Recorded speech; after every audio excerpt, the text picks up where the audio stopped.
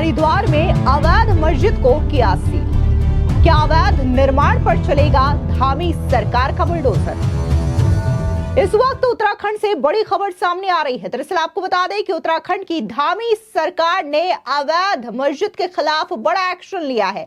बता दें कि हरिद्वार में बनी अवैध मस्जिद को नगर निगम की ओर से सील कर दिया है। दरअसल बताया ये जा रहा है कि वक्फ बोर्ड के संरक्षण की वजह से ये मस्जिद को खड़ा किया गया था, यानी कि इस मस्जिद का निर्माण किया गया था। दरअसल ये खबर सामने आ रही है कि सुप्रीम कोर्ट के निर्देशों को दरकिनार करके गंगा नगरी हरिद्वार में इस अवैध मस्जिद का निर्माण किया गया। अब जैसे ही इसकी खबर सरकार को पहुंची और हरिद्वार के नगर निगम के प्रशासन को पहुंची तो फौरन इस पूरे मामले में एक्शन लिया जाता है और इस अवैध मस्जिद को सील कर दिया जाता है। आपको बता दें कि गंगा तीर्थ नगरी के ज्वालापुरा क्षेत्र में मंगलौर के विधानसभा उपचुनाव की आड़ में मस्जिद का निर्माण कर दिया गया। खास बात यह है कि हरिद्वार विकास प्राधिकरण की सील तोड़कर इमारत बनाते हुए देखा गया। जब प्राधिकरण दोबारा कार्रवाई के मूड में आया तो वक्फ बोर्ड ने उसे संरक्षण दे दिया। बता दें कि जिला प्रशासन हरिद्वार के मंगलौर सीट पर उपचुनाव और आचार संहिता में व्यस्त रहा और उधर देखने को मिला कि कैसे हरिद्वार के बीचों बीच ज्वालापुर में मस्जिद खड़ी कर दी जाती है। हरिद्वार विकास प्राधिकरण इस मामले में पहले तो सोया रहा। जब सोशल मीडिया में शोर मचा तो प्राधिकरण ने इस मस्जिद को सील कर दिया है। इसके बावजूद निर्माण कार्य जारी रहा। बता दें कि हरिद्वार जैसे सनातन नगरी में ज्वालापुर इंटर कॉलेज के ठीक बराबर में आलीशान अवैध मस्जिद का निर्माण सुप्रीम कोर्ट के निर्देशों को दरकिनार करते हुए जारी रखा गया।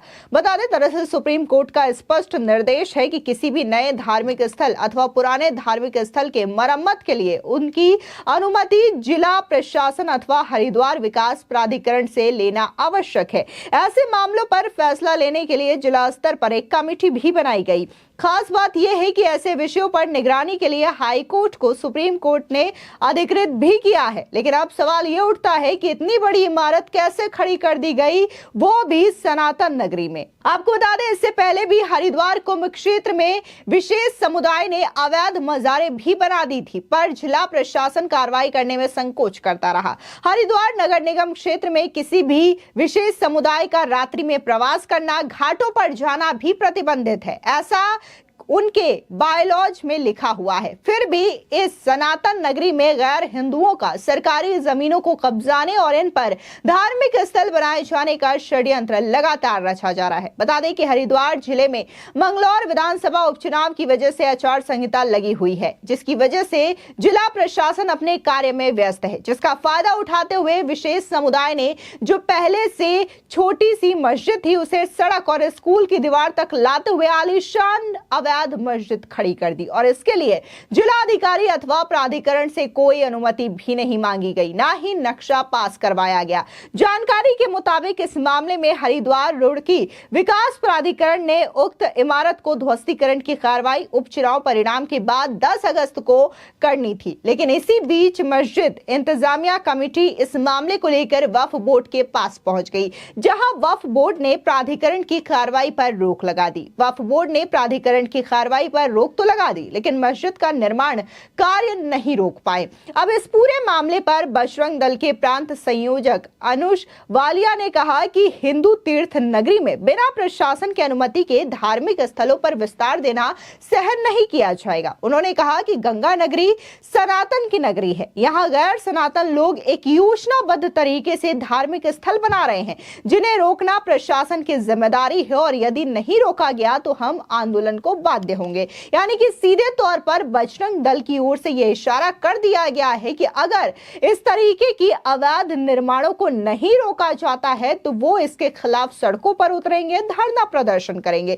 लेकिन यहां पर गौर करने वाली बात यह है कि जब सुप्रीम कोर्ट ने यह बाकायदा निर्देश दिया है कि कैसे वहां पर किसी भी पुराने चीजों का निर्माण किया जाए या फिर उसको रेनोवेट किया जाए या फिर नई चीजें बनाई जाए जो कि धर्म से जुड़ी हुई है, तो इसके लिए पहले अनुमति लेना जरूरी है, फिर चाहे वो विकास प्राधिकरण हो या फिर नगर निगम हो। तो इसके बावजूद ये जो बनाई गई है मस्जिद, उसके लिए कोई इजाजत क्यों नहीं ली गई, ये भी अपने आप में बड़ा सवाल है। अब फिलहाल इस पूरे मामले को लेकर के जब प्रशासन सख्त हुआ तो नगर निगम ने इस मस्जिद को सील कर दिया है। लेकिन वहीं दूसरी ओर लगातार उत्तराखंड में एक बड़ी समस्या लव जिहाद और लैंड जिहाद भी है। आपको बता दें कि इस पूरे मामले को लेकर के उत्तराखंड की सरकार यानी कि पुष्कर सिंह धामी ने बड़ा बयान भी दिया है। उनका कहना है कि लव जिहाद या फिर लैंड जिहाद कोई करता है तो उसके खिलाफ सख्त कार्रवाई भी की जाएगी। सुनिए पुष्कर सिंह धामी का ये बयान। उत्तराखंड बहुत शांतिपूर्ण तरीके से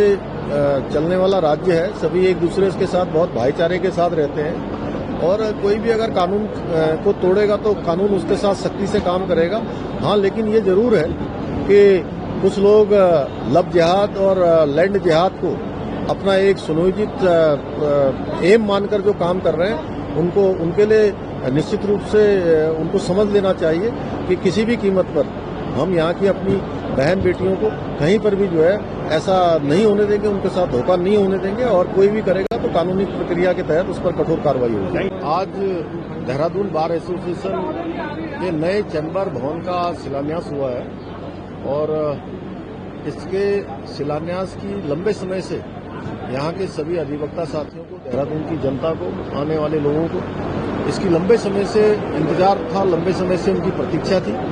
वो प्रतीक्षा धीरे धीरे समाप्त होगी और जल्दी से भवन बनने से हमारे जो 5000 से भी ज़्यादा अधिवक्ता साथी और उनके सहयोगी लोग यहाँ पर काम करते हैं, उन सबको अच्छी सुविधा होगी। और हमारा भी ये मानना है कि न्यायिक जो व्यवस्था है उस व्यवस्था में ऐसे इंफ्रास्ट्रक्चर बहुत जरूरी है। हमारे नए अधिवक्ता साथियों को जो सामान्य स्थिति परिस्थितियों में अपना ये व्यवसाय शुरू करते हैं, उन लोगों के पास इतना सामर्थ्य नहीं होता है कि वो शुरुआती दिनों में अपना कार्यालय बना पाए, अपना ठीक प्रकार से सेटलमेंट कर पाए। तो निश्चित रूप से नए चैम्बर भवन के बनने से उन सबको भी सहायता मिलेगी और न्यायिक प्रक्रिया भी आसान होगी। यहाँ से सकारात्मकता बढ़ेगी, इनकी ऊर्जा बढ़ेगी। मैं आज के अवसर पर सबको शुभकामनाएं देता हूँ, सबको बधाई देता हूँ। कानून व्यवस्था को और मजबूत करने की बात आपने जो कही, शांतिपूर्ण माहौल खराब ना हो, उस पर आपने काफी दावा किया है, आगे का होगा।